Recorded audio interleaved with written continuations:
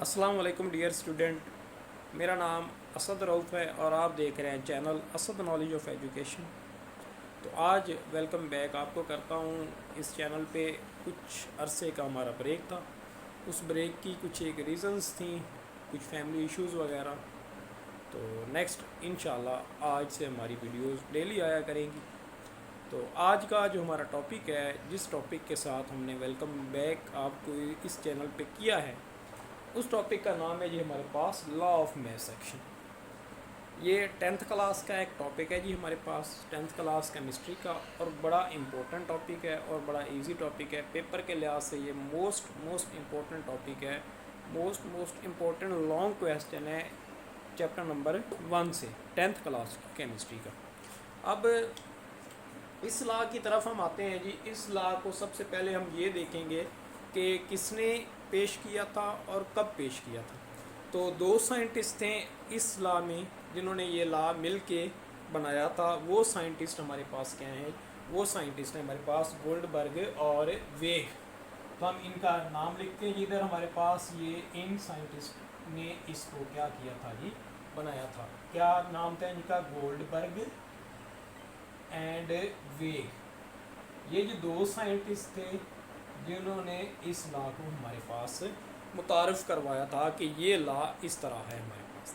अब इन्होंने ये लॉ कब दिया था जी? इन्होंने ये लॉ दिया था जी 1869 में। 1869 में इन्होंने ये लॉ हमें दिया था। और ये एमसीक्यूज़ में भी आ जाता है कि लॉ ऑफ मैथ एक्शन आपको कब बनाया गया जी, वो हम इस ऑप्शन पे टिक करेंगे जी। 1869 में ये लॉ ऑफ मैथ सेक्शन हमें दिया था किसने? गोल्डबर्ग और वेग ने। अब चलते हैं जी इसकी डेफिनेशन के ऊपर कि इसकी डेफिनेशन हमारे पास क्या है। तो डेफिनेशन बिल्कुल आसान है। एट विच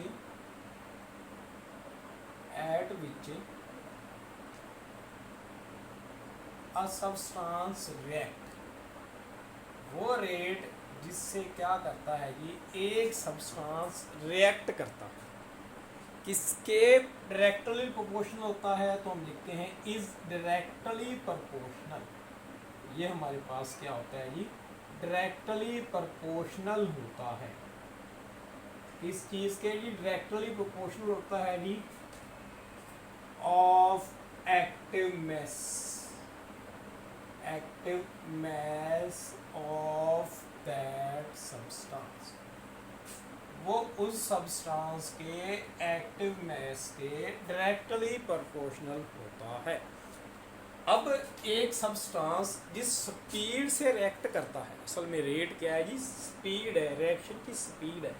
एक सब्सटेंस है, एक रिएक्टेंट है हमारे पास, कोई केमिकल स्पीशीज है, वो रिएक्ट करेगी, रिएक्शन करेगी, किस स्पीड से रिएक्शन करेगी, वो हमें एक चीज़ उसकी बताती है। वो क्या है जी? उसका active mass.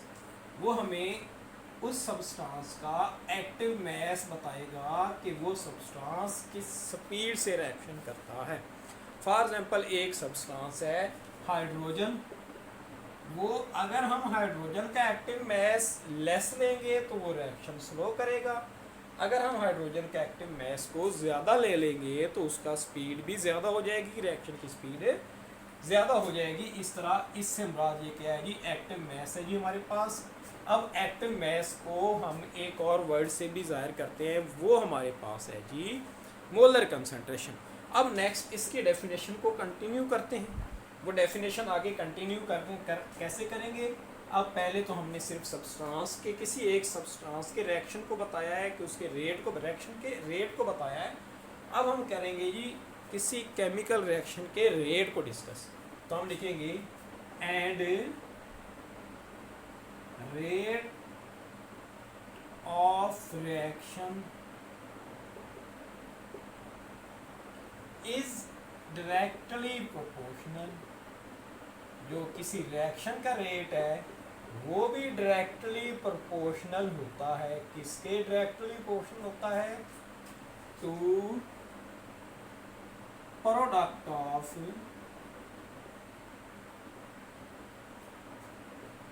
Active masses of reactant वो रिएक्टेंट के एक्टिव मास के प्रोडक्ट के इक्वल होता है। इस सारी दोनों डेफिनेशन को मिला के हम कहते हैं जी ये हमारे पास लॉ ऑफ मास एक्शन। ये दोनों डेफिनेशन मिलके क्या बनाती है जी हमारे पास बनाती हैं लॉ ऑफ मास एक्शन। तो अब इसमें जो हमारे पास एक्टिव मास है उस जगह पे हम मोलर कंसंट्रेशन का वर्ड भी इस्तेमाल कर सकते हैं, जो बड़ा ही उम्दा तरीका है, एक बेहतरीन तरीका है। इससे भी डेफिनेशन को मज़ीद बेहतर बनाने का वो डेफिनेशन क्या है, एक्टिव मास की जगह पे हम मोलर कंसंट्रेशन का वर्ड इस्तेमाल कर सकते हैं। ये एक्टिव मास या मोलर कंसंट्रेशन को रिप्रेजेंट हम करते हैं जी, किससे रिप्रेजेंट हम करते हैं जी, स्क्वायर ब्रैकेट से। किससे, ये स्क्वायर ब्रैकेट से हम किसको रिप्रेजेंट करते हैं जी, ये मोलर कंसंट्रेशन को या एक्टिव मास को। मोलर कंसंट्रेशन और एक्टिव मास, किसी चीज़ के एक्टिव मास या मोलर कंसंट्रेशन को हम स्क्वायर ब्रैकेट से रिप्रेजेंट करते हैं और इसके यूनिट होते हैं हमारे पास मोल पर dm3, मोल पर dm3। तो ये हमारे पास किसके यूनिट हैं जी, इस एक्टिव मास या मोलर कंसंट्रेशन के यूनिट हैं हमारे पास। कि अब नेक्स्ट हम इसकी मज़ीद एक्सप्लेनेशन करते हैं। अभी तक तो सिर्फ हमने इसकी डेफिनेशन की है, डेफिनेशन के साथ हमने बताया है कि ये एक्टिव मास या मोलर कंसंट्रेशन के बारे में। नेक्स्ट हमने क्या किया जी, एक्टिव मास और मोलर कंसंट्रेशन को रिप्रेजेंट किस तरह किया जाता है। तो नेक्स्ट हम चलते हैं जी इसके एक केमिकल रिएक्शन पे। पहले हम क्या करते हैं जी, सिंपल से रिएक्शन लेते हैं जी, सिंपल जनरल रिएक्शन लेकर फिर हम उसके जो ओरिजिनल केमिकल रिएक्शंस हैं उनकी तरफ चलेंगे। सबसे पहले जो फर्स्ट ऑफ ऑल जो हमारे पास सिंपल रिएक्शन है उसमें हमने क्या लेना है जी, दो फॉर एग्जाम्पल मैंने ये रिएक्टेंट ले लिए हैं जी। पहला रिएक्टेंट है जी ए, दूसरा रिएक्टेंट है जी बी। ये रिएक्ट कर रहे हैं एक रिवर्सिबल रिएक्शन की तरह। तो ये बना रहे हैं जी दो प्रोडक्ट हमारे पास C+D। अब ये रिवर्सिबल रिएक्शन है क्योंकि हम ऊपर मेंशन कर चुके हैं। तो ऊपर वाला जो रिएक्शन है उसके हम रेट को उसको कहते हैं जी, ये हमारे पास फॉरवर्ड रिएक्शन है, इसलिए हमने इसको KF लिख दिया। जो नीचे वाला है जी उसको हमने लिख दिया जी KR। मतलब क्या है जी, ये एक हमारे पास रिवर्स रिएक्शन है। अब फॉरवर्ड रिएक्शन की बात करें तो AB इसके जी क्या है जी, AB इसके रिएक्टेंट है। रिवर्स रिएक्शन की बात करें तो C और D हमारे पास रिएक्टेंट की फॉर्म में है। अब हम इसके ऊपर लॉ ऑफ मास एक्शन लगाते हैं। वो क्या कहता है जी, ये जो ब्लैक में लिखा हुआ है उसमें देखें कि किसी रिएक्शन का जो रेट है वो डायरेक्टली प्रोपोर्शनल होता है इसके एक्टिव मास के प्रोडक्ट के, एक्टिव मास के प्रोडक्ट के, किसके एक्टिव मास और प्रोडक्ट, रिएक्टेंट के। अगर हम इसमें फॉरवर्ड रिएक्शन की बात करते हैं या रेट ऑफ फॉरवर्ड रिएक्शन की बात करते हैं तो रेट ऑफ फॉरवर्ड रिएक्शन इसमें क्या होता है जी, हम लिखेंगे इधर रेट ऑफ फॉरवर्ड रिएक्शन।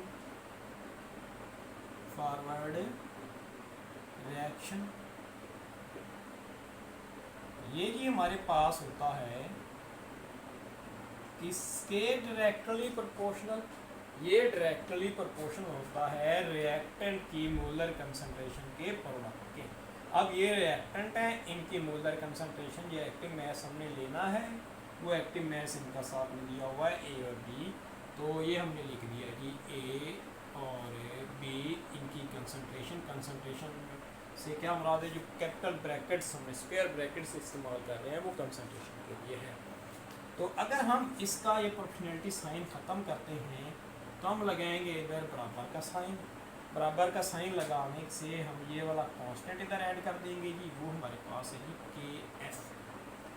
तो अंदर वही हमारे पास वही दो रिएक्टेंट A और B, इनका जी प्रोडक्ट। इसी तरह हम क्या निकालेंगे जी, रेट ऑफ रिवर्स रिएक्शन।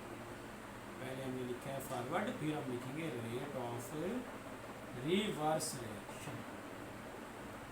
इसका जो रेट है हमारे पास वो डायरेक्ट डायरेक्टली प्रोपोर्शनल है। अब इसके रिएक्टेंट ये हैं, तो इनकी कंसंट्रेशन के ये डायरेक्टली प्रोपोर्शनल हो जाएगा। तो हमने ये दोनों रिएक्टेंट को लिख लिया। अब ये पर्सनैलिटी साइन उसी तरह हमने ख़त्म किया। तो ये नीचे वाला इधर हमने कांस्टेंट ऐड कर दिया, जिसको हमने कह दिया था के आर, और साथ में हमारे पास दोनों रिएक्टेंट आ गए सी और डी। तो अब हमारे पास एक इक्वेशन ये है जी, एक इक्वेशन ये है जी। अब एट इक्विलिब्रियम, इक्विलिब्रियम की कंडीशन पे क्या होता है जी? इक्विलिब्रियम की कंडीशन में हम ये कहते हैं कि रेट ऑफ फॉरवर्ड रिएक्शन बराबर होता है रेट ऑफ रिवर्स रिएक्शन के। तो नेक्स्ट हम इसको ये करते हैं, हम बात करेंगे जी इक्विलिब्रियम में एट इक्विलिब्रियम। इक्विलिब्रियम कंडीशन पे क्या होता है जी हमारे पास, वो हम लिखते हैं जी। हम जानते हैं कि इक्विलिब्रियम कंडीशन पे जो रेट ऑफ फॉरवर्ड रिएक्शन है, रेट ऑफ फॉरवर्ड रिएक्शन, ये हमारे पास बराबर होता है जी rate of reverse reaction, rate of reverse reaction.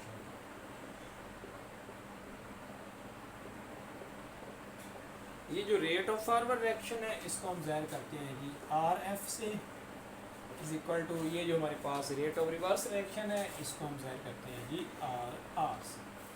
अब ये जो आर एफ है उसकी वैल्यू हमने पीछे निकाली है, रेट ऑफ फॉरवर्ड रिएक्शन की वैल्यू हमने पीछे निकाली है। वो हमारे पास क्या थी जी? वो हमारे पास थी के एफ इंटू ए और साथ में था जी बी। अब ये जो हमने आर आर की वैल्यू निकाली है, ये हमारे पास था जी के आर इंटू सी और साथ में था जी डी।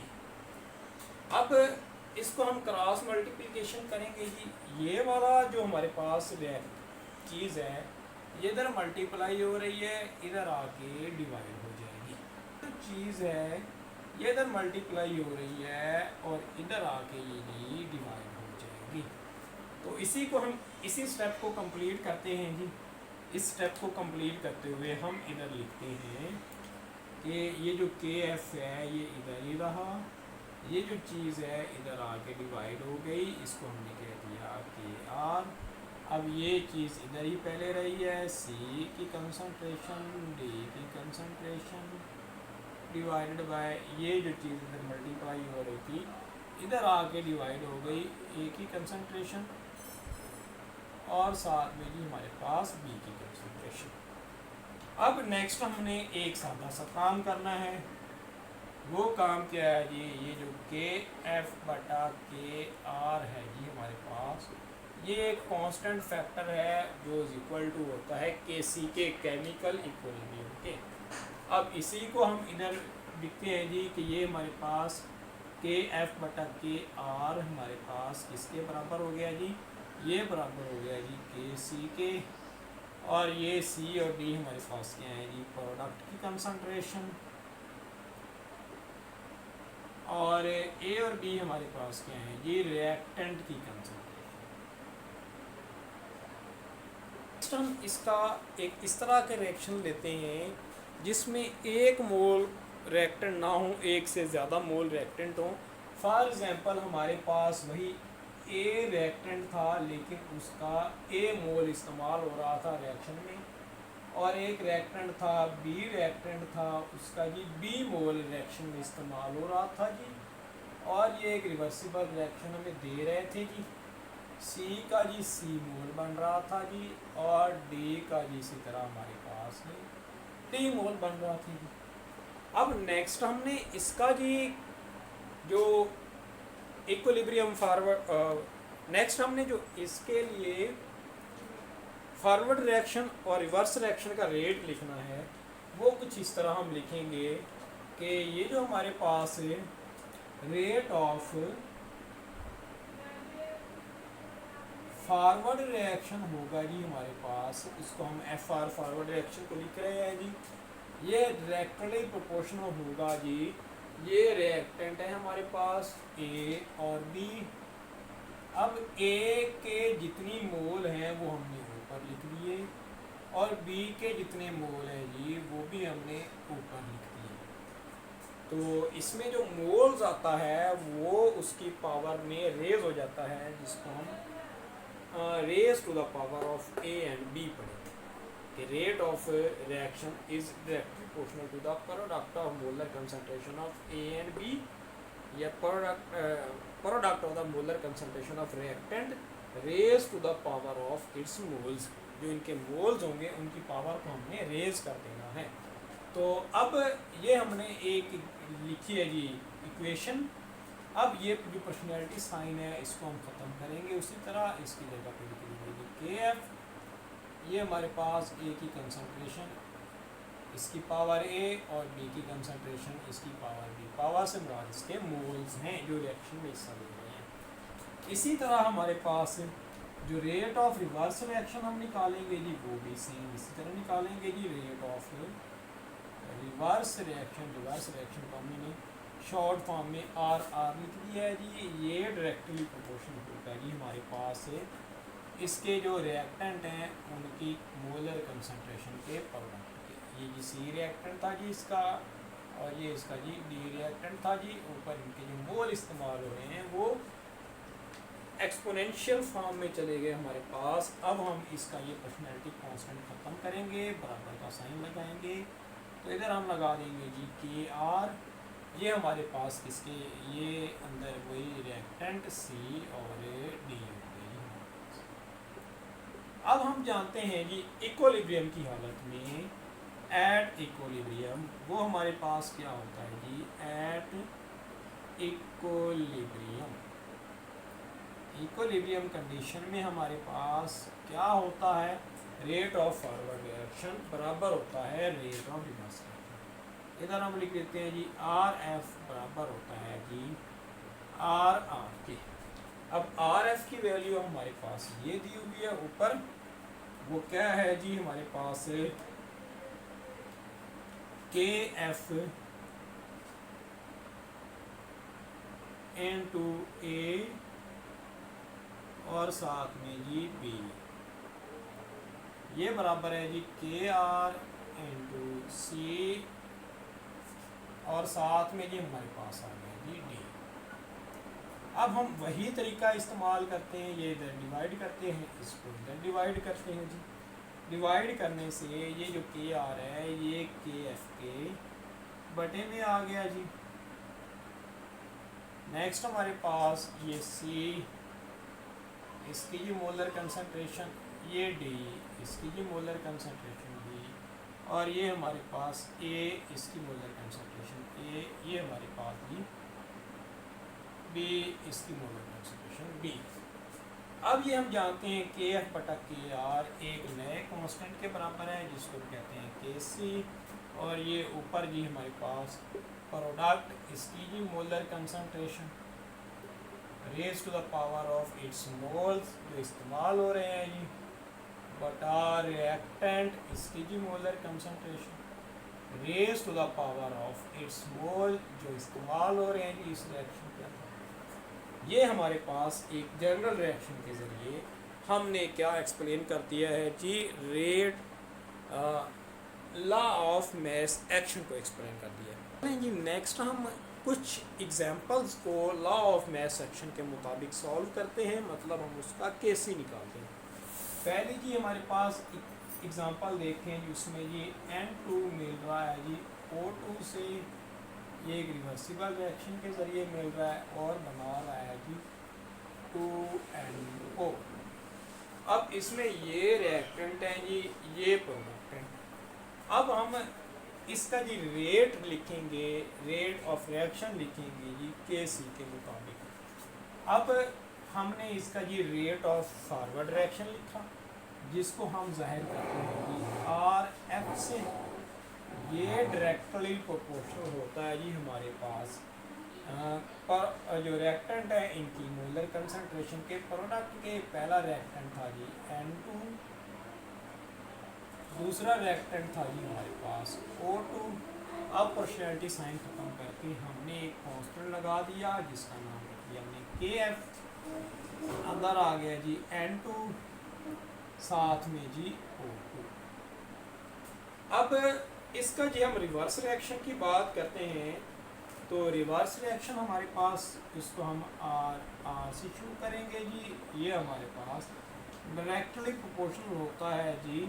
अब रिएक्टेंट ये है तो इसकी मोलर कंसंट्रेशन के ये हमारे पास NO है जी प्रोडक्ट में, और इसके जो मोल्स बन रहे हैं वो हमारे पास 2 बन रहे हैं, वो इसकी एक्सपोनेंशियल फॉर्म में चला गया। ये पर्सनैलिटी साइन ख़त्म किया तो इधर हमने लगा दिया जी KR, ये हमारे पास NO बन गया जी, और साथ में ये इसके मोल्स जो बन गए हैं वो इसकी एक्सपोनेंशियल फॉर्म में चले गए। नेक्स्ट हम लिखेंगे जी एट इक्विलिब्रियम। इक्विलिब्रियम कंडीशन में जी हमारे पास क्या होता है, RF बराबर होता है जी RR के। RF बराबर होता है जी R के। अब RF की वैल्यू हमारे पास है जी KF into N2 and O2। अब ये हमारे पास R की वैल्यू है वो हमारे पास बराबर है KR into NO, इसके जी मोल्स बन रहे हैं हमारे पास। तो अब KR इधर मल्टीप्लाई हो रहा है, इधर जाके डिवाइड हो जाएगा। ये N2 और O2 इधर मल्टीप्लाई हो रहे हैं, ये इधर आके डिवाइड हो जाएंगे। KF बटा KR ये हमारे पास बराबर हो गया जी NO, इसकी जो मोल्स हैं वो 2 हैं, ये हमारे पास N2 का 1 मोल है और O2 का जी 1 मोल है। अब KF बटा KR ये हमारे पास बराबर होते हैं, हमें पता है, ये हमारे पास KC की वैल्यू के बराबर होते हैं जी। ये हमारे पास आ गया जी NO, इसकी जी 2 मोल्स हैं, और ये हमारे पास N2 इसकी molar concentration multiplied by O2 इसकी मोलर कंसंट्रेशन। तो इस तरह हमारे पास जो भी रिएक्शन होगा उसका हम केमिकल इक्विलिब्रियम फाइंड आउट कर सकते हैं। ये सब कुछ किसकी वजह से हुआ, ये लॉ ऑफ मास एक्शन की वजह से हुआ। अगर लॉ ऑफ मास एक्शन ना होता तो हम किसी भी रिएक्शन का जो केमिकल इक्विलिब्रियम है वो फाइंड आउट नहीं थे कर सकते। तो इसके साथ ही हमारा टॉपिक कंप्लीट हुआ है। उम्मीद है कि आपको वीडियो पसंद आई होगी। अल्लाह हाफ़िज़।